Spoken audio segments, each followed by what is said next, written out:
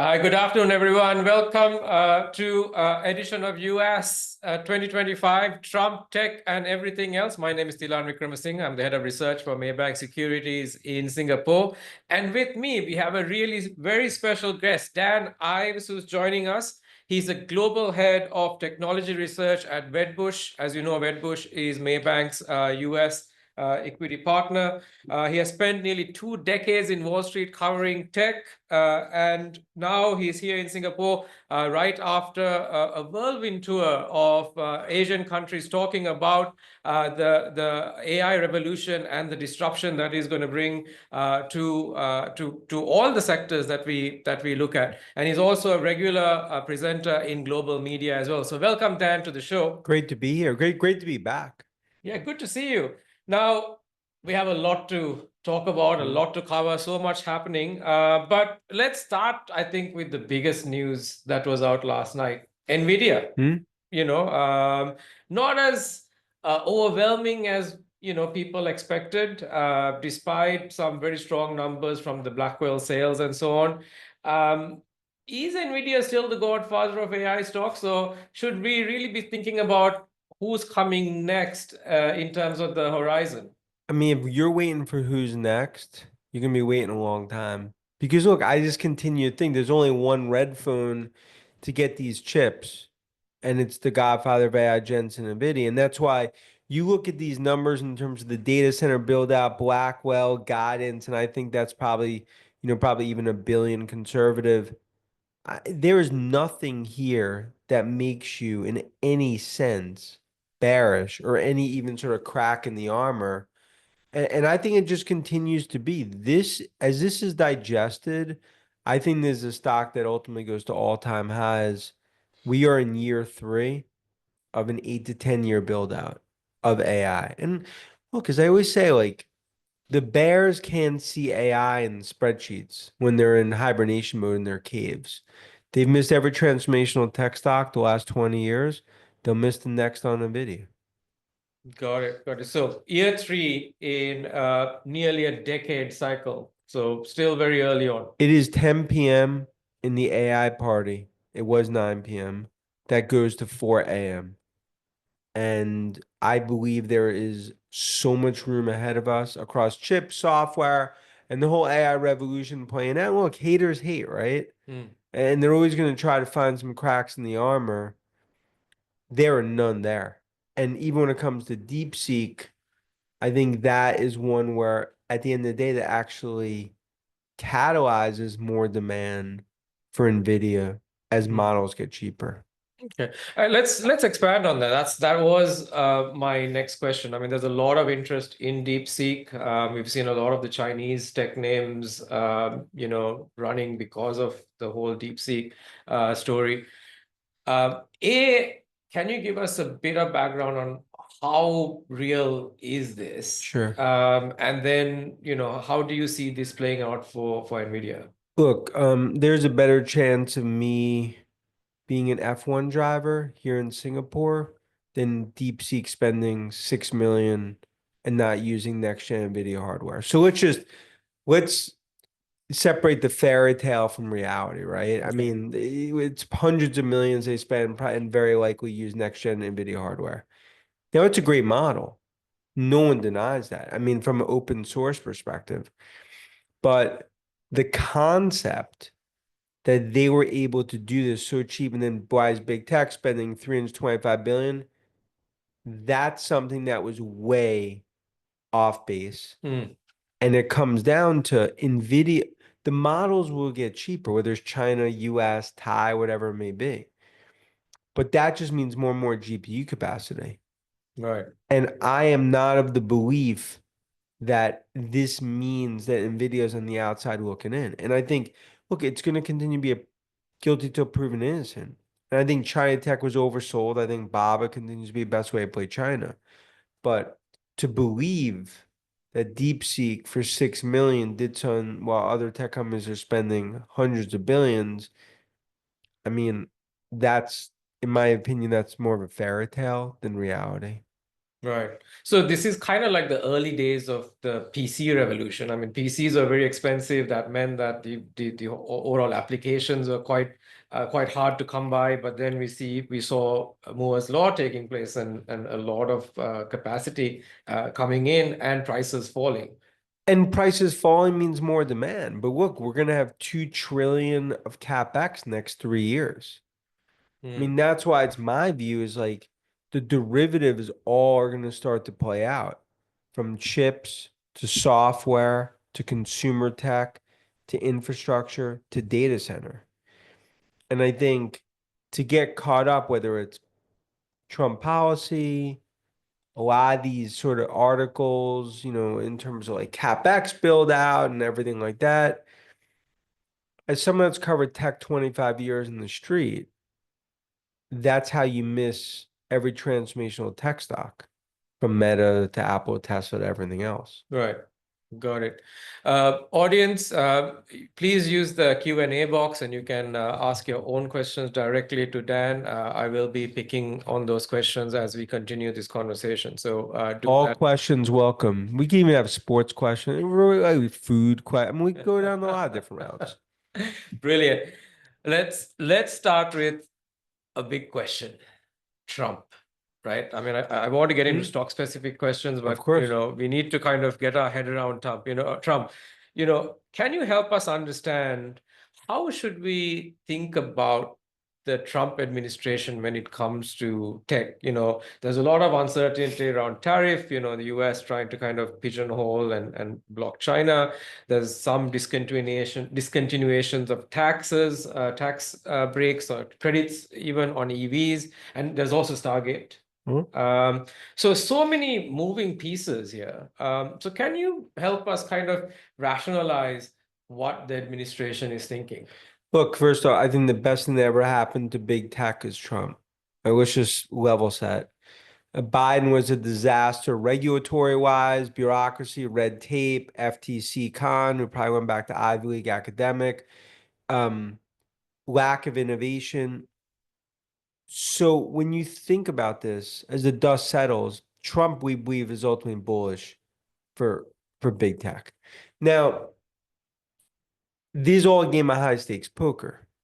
So Trump trying to drive, whether it's export controls, tariffs, it's ultimately getting people to the table to ultimately hammer out deals. But it's a process to get there. And I think that creates a lot of volatility and nervousness as you're going through it. But you have to understand A leads to C or D or E. What the initial move with Trump doesn't always, 90% of it doesn't, it is not the reality. I think when it comes to China, our view, it's actually going to be much more dovish or at least a thawing than a hawkish view when it comes to China. And export controls will be there, but I don't believe that it's going to significantly impede the AI revolution. And it's all very tight, a big tightrope between DC and Beijing. Okay. So tightrope between DC and Beijing. I think a lot of these policies are really there just to get people to the table to hammer out deals. Listen, this is you're the Bellagio in Vegas playing baccarat or poker and sunglasses on. I mean, the point is like that's what this is about.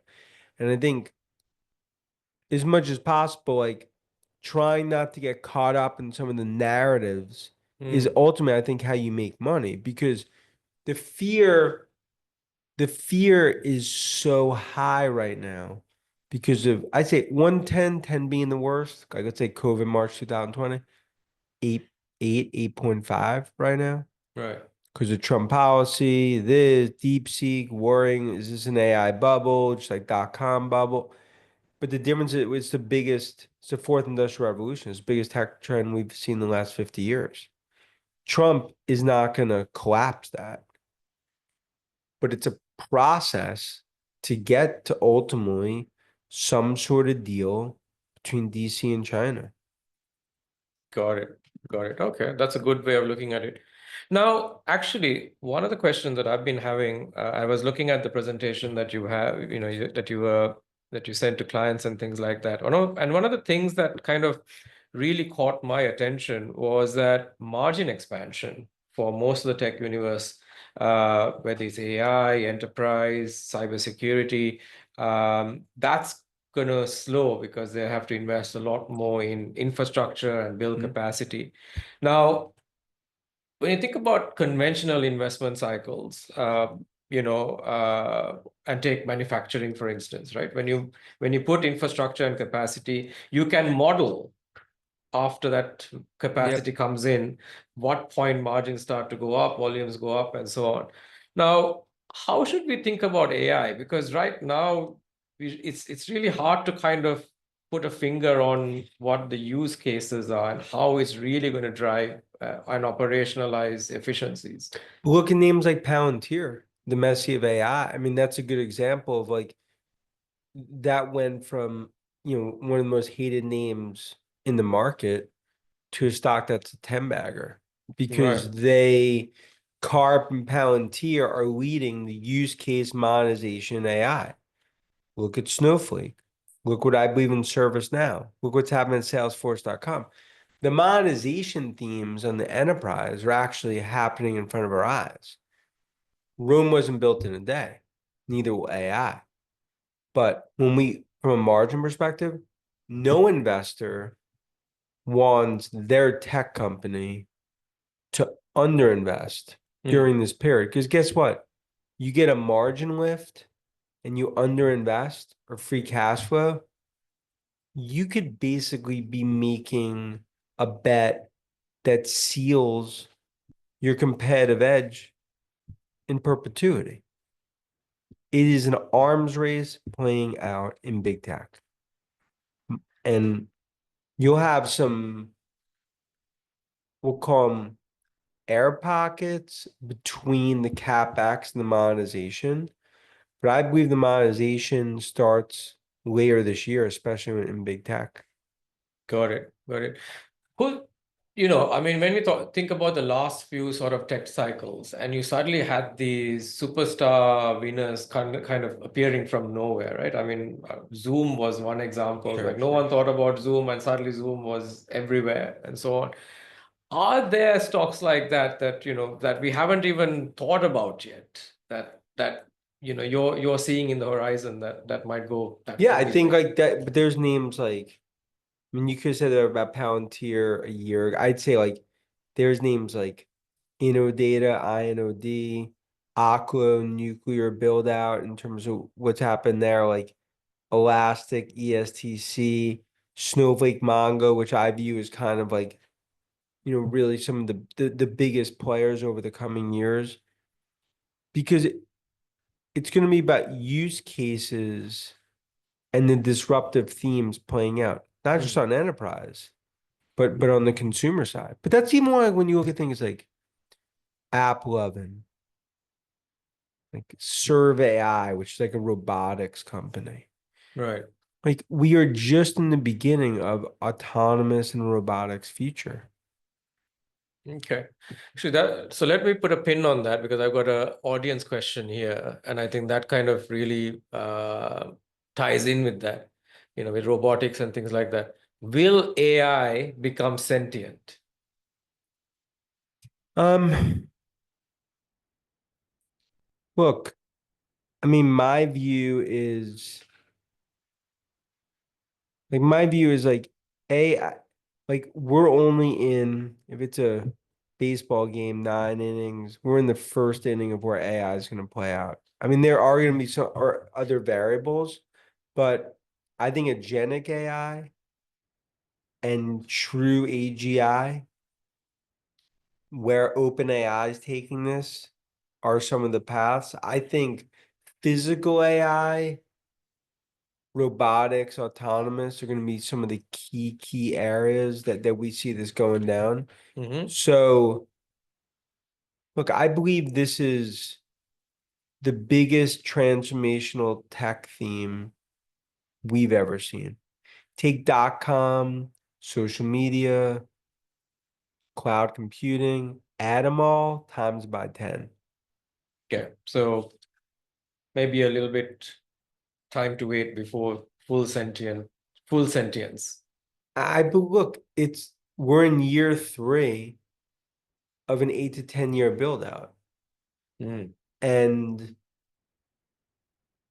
and I think it's really about the multiplier too. For every dollar spent on a video chip, there's an $8 to $10 multiplier across the rest of tech.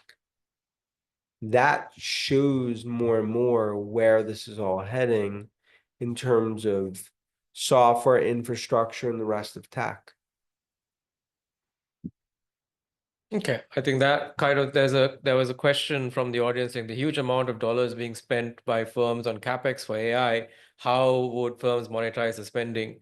And not just on hardware. So I think that But kind it's of use cases. Let's say Maybank is going to spend X amount on a AI deployment capex, but they believe there are use cases that they can increase client interaction, client retention, revenue opportunities, and costs.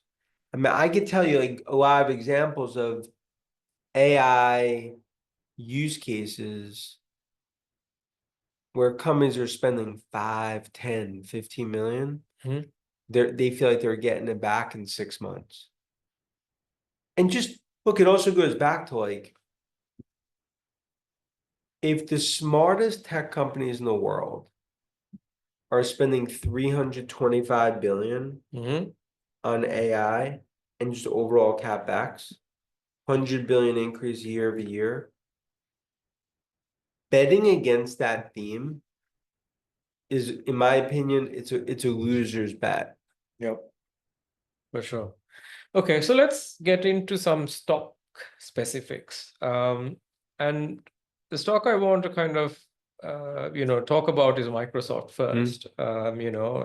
It's done really well with the whole AI theme. They debuted a quantum chip Yep. recently. So I do want to get your take on quantum computing as well. We've seen a lot of the quantum computing stocks doing pretty well as well. So that's one question. But as a stock, the market hasn't seemed to be very impressed with it. Yep, especially the last year. Yeah. So why is that? And also, we've actually seen Microsoft saying they're pulling back from AI data center investments, particularly in Asia. So how does that kind of fit into this whole thing? Look, I think it's been a very disappointing year for Microsoft, because not in terms of fundamental performance, but in terms of the stock, right? Like, in other words, like, I think they've had capacity issues, Azure reaccelerating, Copilot. It's almost like they need to get more capacity online to really see the acceleration. Okay. I continue to believe in the enterprise. It's going to be the disproportionate beneficiary from a hyperscale perspective in terms of who's going to benefit, because it's their enterprise backyard. I think investors have almost viewed Microsoft as like a source of funds. Okay, now you can own Google, Alphabet, bunch of other names. Right. I think they're actually like, it's a pause before the stock goes much higher. Because if you're a believer in AI, you have to be a believer that Microsoft, where they sit, not just OpenAI relationships and everything else, they sit in a prime spot. Okay. So just on quantum computing, is it real? I mean, are we at a stage now where we can see it being commercialized, or are we still behind? I don't think it's like Jensen, like 15 years, but like, I think you're still like 3 to 4 years away from like that on the edge of that moment. I think quantum computing, like, look, the stocks had like huge runs, came back, and so I think like names like IBM, the way that they're going about quantum is super interesting. I think, obviously names like Nadella and Microsoft and some others.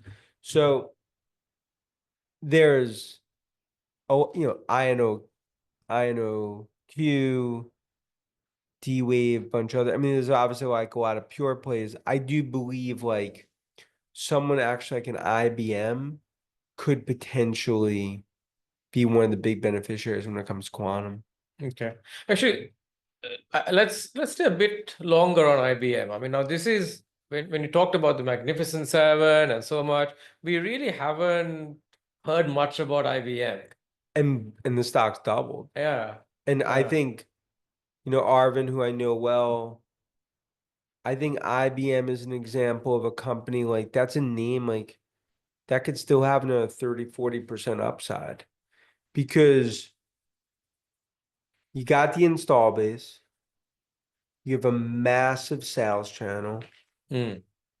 They've actually brought products that are really starting to create demand.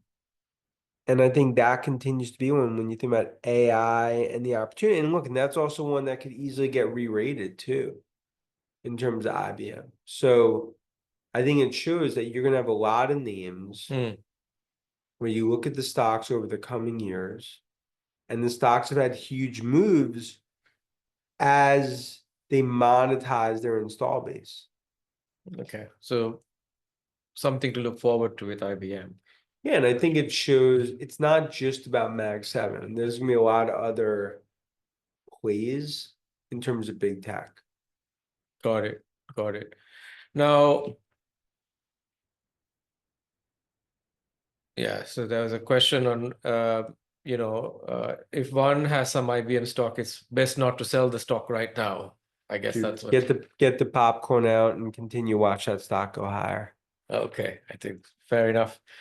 Now, I want to kind of, because we are in Asia and we are in Southeast Asia, and we've got the whole US-China trade war happening, Hmm, and we are kind of like the kids who are watching the parents sure.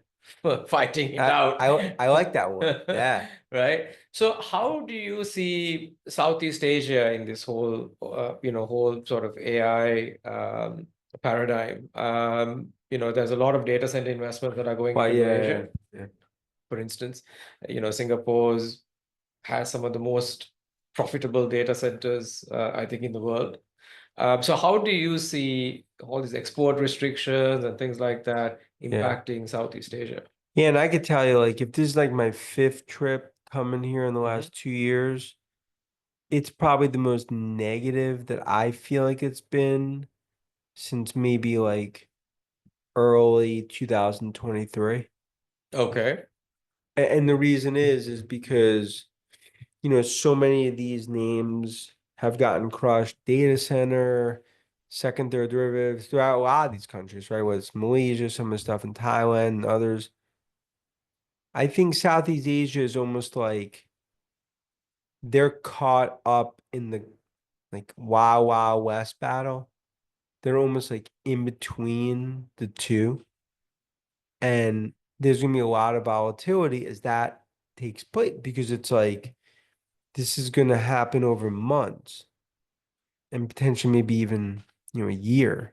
Right. But they will continue to be on the data center build. We have more data centers on the construction today than active data centers.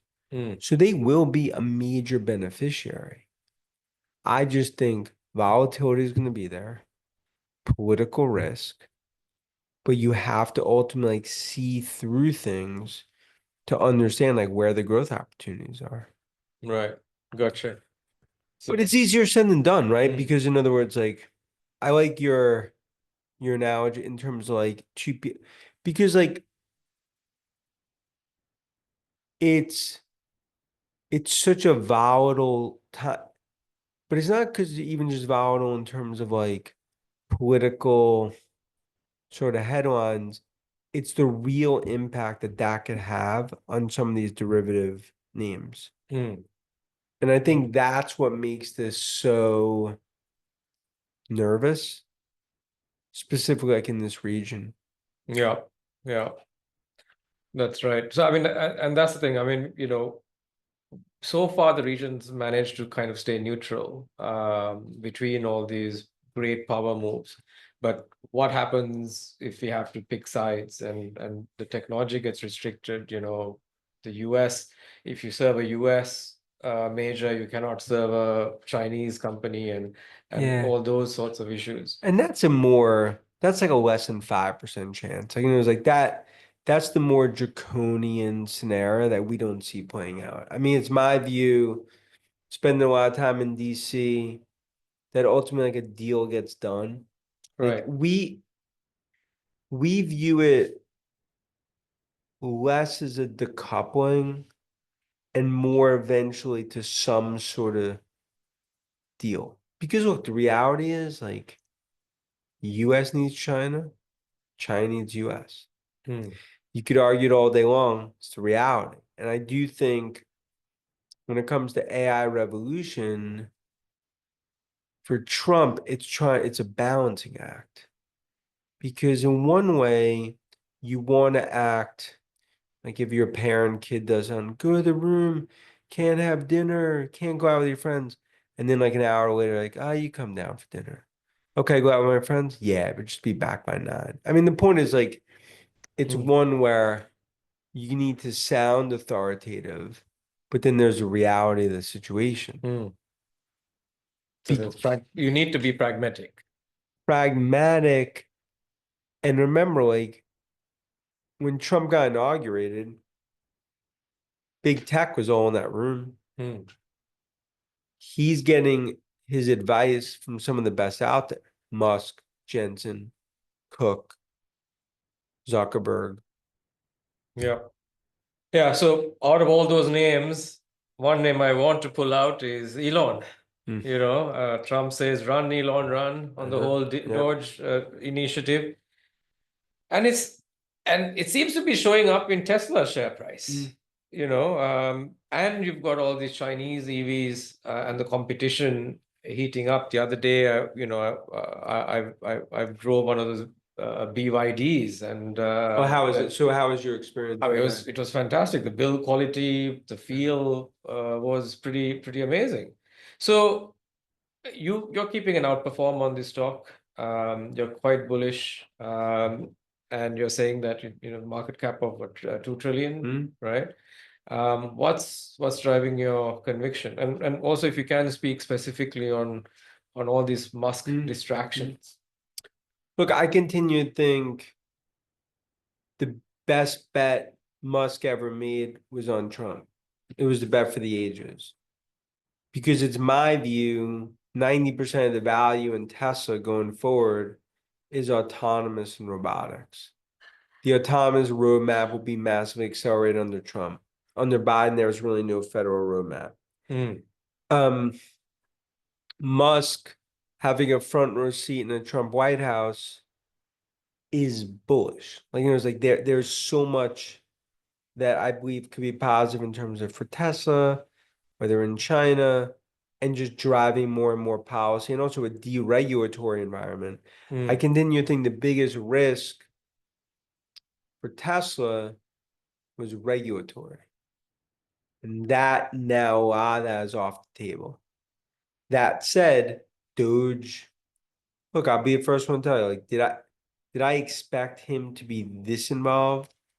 No, I mean, it's gotten to almost like the bizarre Twilight Zone Hmm. where Musk is basically like running agency, but yet he's like not a government employee. I mean, the point is like the Doge and the brand issues, it's become an issue. Like in Europe, definitely, I think 10 to 15% of a lot of the, maybe like sales down is probably related to brand, anti-Musk, a little in the US as well. Hmm. But I don't believe the brand issues, like this is the end of Tesla. And it was like, I just view it, it's like just another little chapter that Musk needs to navigate. Twitter, I mean, we go through many phases Hmm. where Tesla, we continue to believe, will be the global autonomous and robotics leader. BYD is a great car. China has a phenomenal EVs, but it's a global brand. I believe Tesla is in a category of itself, Hmm. and autonomous will be a huge play. I I think the stock selling off becomes like a self-fulfilling prophecy, but I believe the Doge distractions, I think some of that has been way overblown. Okay. So basically, it's not what you're saying is it's not really a car company, it's more of a robotics company. If I've never viewed Tesla as a car company, right? I mean, there's so many that they bet against Tesla at 50 billion, 100 billion, 150, 200, Hmm. 400, 5 trillion, I mean, there's so many shorts that I know in Tesla that are no longer in the investment business because it was the career killer, right? I mean, the point is there's some that's emotional, they're anti-Musk, this betting against Elon's the wrong move. Hmm. That's my view. I'm not saying that there's not some scrapnel like in the process, but I just continue to believe the bet for the ages was Musk betting on Trump. Got it. And you're right. I mean, front row seat into the White House, and that level of access. But look, like haters hate. The Bears, they always think for Tesla, oh, this is the moment. This is, but I just think when you look out over the next 5, 10 years, I mean, I can make an argument Tesla is the most undervalued AI name in the whole market, Hmm. in terms of where everything's heading. Yeah, that's interesting. It's Because of it's my an view of AI. autonomous Yeah, and robotics. yeah. And these brand issues or distractions, or even be like China or some of the delivery stuff, that's not moving the the needle in the broader store. I think like, and anyone that's followed us, like we don't get caught up in near term noise and white knuckle periods. It's very easy as an analyst where it gets hot in the kitchen. Ooh, hit for the elevators, downgrade, foul everyone. That's just never how we've done it. I mean, we view it as like we do a lot of work. We have what I believe are like very deep theses, and we stick with them. And Tesla, in my opinion, 2 trillion, I believe, is conservative relative to, because 2 trillion does not include Optimus. Yeah. Okay. I think that's interesting. One of the most undervalued AI stocks. But that's it. Yeah. And look, we always say like valuing Tesla as a car company, that's saying Messi's just a football player. Hmm. Tiger was just a golfer. LeBron was just a basketball player. Gretzky was just a hockey player. Hmm. The point, like Schumacher was just the F1 driver. I mean, the point is like it's transformational. And when you get transformational tech, you count in two hands Hmm. the company's transformational tech. And in my opinion, Musk, he's a modern day Albert Einstein. People not might they might hate him, they might whatever, but Hmm. it's like you cannot deny where he's what I believe taking Tesla. Got it. So definitely something to watch out for.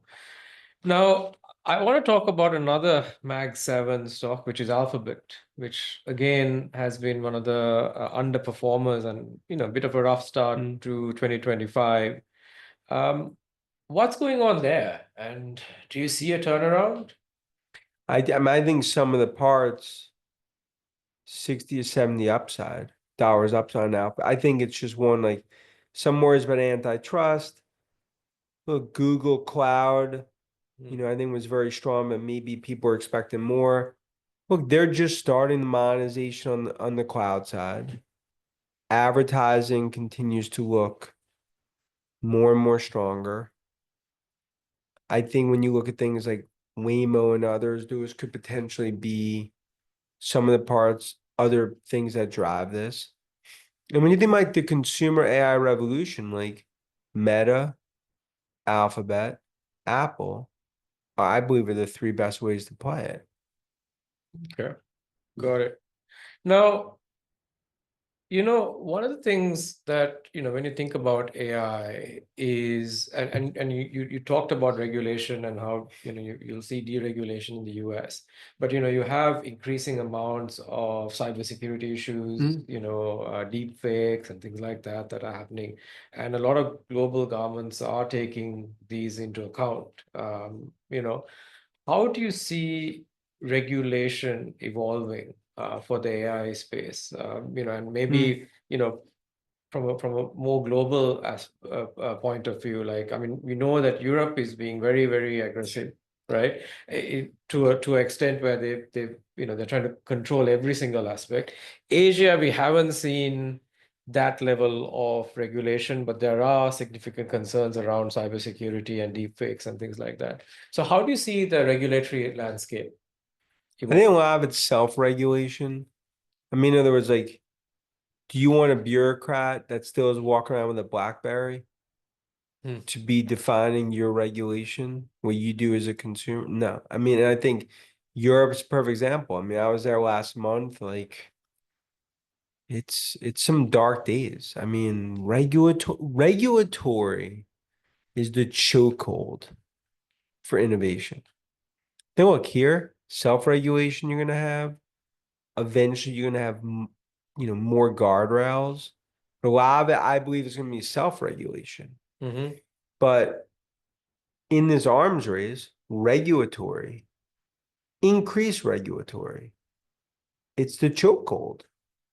But it even pivots back to like the Trump stuff that you asked about. It's like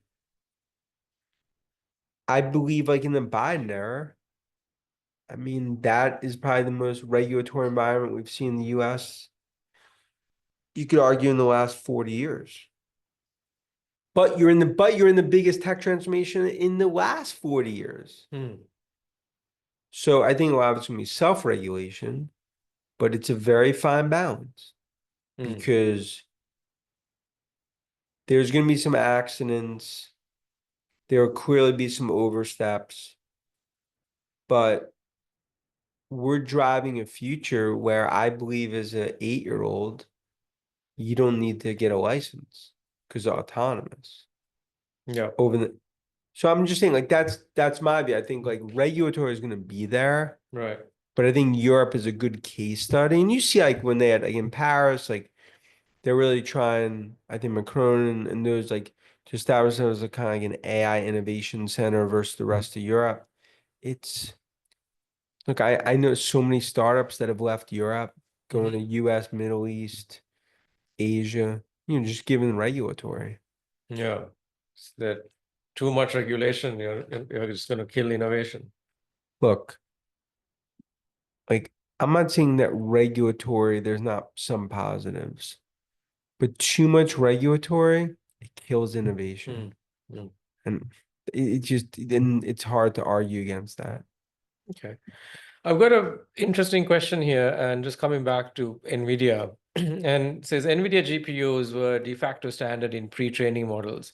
Now, as we move to post-training and there is inference, is NVIDIA's GPUs as effective as they were in pre-training? Oh, I believe they are. I mean, put this, it goes back to like 70 enterprises going down the case. They all agree that no one would go outside of NVIDIA. Now, at one point, when you think like Broadcom and other players, ASICs, like you'll start to have some diversification. Hmm. But here's the deal, in the next 1 to 2 years, if you're a CIO and you go down that path and you don't use an NVIDIA chip and something goes wrong, figure out where the box is, where you hand the ID in, Hmm. it's over. You get riffed. The point is, no CIO is gonna go down that path today. Again, future, who knows? But I think that's a little more, you have to see where customers are heading and they're heading down there for a reason. What about Intel? Look, with like TSMC in the top, I mean, If you looked up disaster in the dictionary, you'd see Intel's ticker, right? Mm, I think strategically they're gonna have to do like some sort of breakups. I mean, TSMC, the only way something like that could work, it would have to be some sort of joint venture. But just think about it, like Apple just invested 500 billion, Stargate, Altman, Masa. Then you're gonna have Intel owned by a Taiwan like that. That will never happen. So the structure of that is complex. But look, Intel, they don't have too many options, right? I mean, it's basically run like a municipal government, mm, and that's not a good thing. yeah, yeah. So, okay. Actually, so this is an area that I wanted to kind of touch on, and it's a stock that we haven't talked about very much, which is Apple. Mm, We've actually seen Warren Buffett actually selling part of his stake mm, recently as well, and we did see Elon Musk talking about Apple, saying, a lot of they're still living off the innovations of Steve Jobs, mm. and we are not really seeing much innovation coming from them. Is that a fair opinion, and where do you see the upside for I that? mean, I just disagree because my view of Apple is like you have the biggest install base in the world. You have 1.5 billion iPhones, 2.4 billion iOS devices. Services, many thought they never get above 20 billion. They're going to be 150 billion next year. I mean, so the point is like, do they have to innovate more on the hardware side? Yes. Apple Intelligence, do they have to continue not just on partners, but rolling that out and look to get more and more developers on top of it? Of course. But they are the toll collector in the AI revolution on the consumer side. And, I believe they're going into what's going to be a big, almost a renaissance or growth cycle that capitalize on the install base. Hmm. And that's another one, like betting against Apple has been the wrong move. Hmm. Actually, massive install base. So they're almost. I like analogy. They're the toll collector. But they are like Yeah. it goes back to like when DeepSeek happened, every tech stock got crushed, Apple was up that day. Hmm. Because market's like, hold on, if it's Chinese, US, where guess who gets that? Services, Apple. Yeah. Yeah. I think that's a very interesting point. Um, I've got a question here on views on CrowdStrike versus Palo Alto Networks. Mm. What's your view there? I mean, we love both. If I have one, I'd rather own Palo Alto just because it's end-to-end platformization strategy. I think they're going to be incrementally well positioned in terms of cloud. I could even argue as like a broader AI play as well. But I think cybersecurity is going to be one of those third derivative beneficiaries of AI. Look, I think CrowdStrike and Palo are both, Hmm. top names. But go back to CrowdStrike, right? July 19th happens. Oh, this is it. It's over. Is this company even going to survive? And they didn't lose one customer. You're right. So it speaks to when those moments happen, those are the opportunities. So this is actually so throughout this conversation, one of the things that keeps coming up is don't get too distracted by the news. But that's how, like, my 25 years and everyone that's followed me, that's how I've always done it. There's too many, they get caught up with macro, Fed, what about this, geopolitical, this, valuate. And that's how investors have missed the NASDAQ going from 2K to 20K in the last 10 years. Hmm. I think you have to be able to see through it. And the winners, you buy them, you don't trade them, you own them. And I think that's how you've made the most money in this market. And remember, like, there's a lot of haters hate. There's a lot of bears. They want, and we call them weekend bears because a lot of times they're on X over the weekend trying to freak people out. But the bears sound smart. the bulls make money. Yeah. Yeah. You're right. Yeah. But the bears, when they're wearing the Peter Millar vests and the spreadsheets, they sound smart, but they've missed every transformational tech stock the last 20 years. Yeah. So ignore the noise. That's Yeah, and look, it's like, but I love bear. It's been good. The last 2 months has been nice because I was concerned. I haven't heard from a lot of these bears in a few years. They were deep in hibernation mode when market was just ripping higher. It was good to hear from a lot of them over the last few weeks over X, LinkedIn. Really nice messages from the bears because I was concerned about them. I haven't heard from those Hmm. bears in a few years. It was good to hear from them again. Mhm. But let me ask you, what would make you a bear? What would it take? Look, if I talk to CIOs and I don't see monetization and I don't see the use cases and people that were so bullish, 10 times smarter than me, they're starting to get more cautious. Then you have to be cautious. Your thesis changes. But to some extent, I'm more bullish than I was in September because of the monetization theme that's playing out. And when I look at the China situation, China awakening, I don't view that as bearish. I view it as bullish. More innovation, more going down the AI path. Hmm. Okay, that's what I was trying to figure out. Now, I know you don't look at the Chinese stocks. Well, Just Alibaba, that's the only one that we're okay. bullish on. And why is that? I think they're the core play on e-commerce, cloud, install base. They're going to be the Apple AI partner. I think we think Baba could be a $200 stock. Got it. Okay, we don't have a lot more time, so I just want to squeeze in a couple of more questions. The one is something closer to home, VinFast. Hmm? You know, the cars look beautiful. I saw quite a few on my last trip to Yep. Vietnam. But what's the competitive advantage? I mean, there's hundreds and hundreds of Chinese EVs out there as well. What's making you keep an outperform on this stuff? I mean, look, they've done after like obviously a lot of issues coming out of the game. I mean, they've done a much better job the last 12 to 18 months. They have a massive manufacturing build out. They're well ahead in terms of the amount of cars that they offer, but their opportunity is really expanding outside of Vietnam. I mean, they're increasing the US dealer network.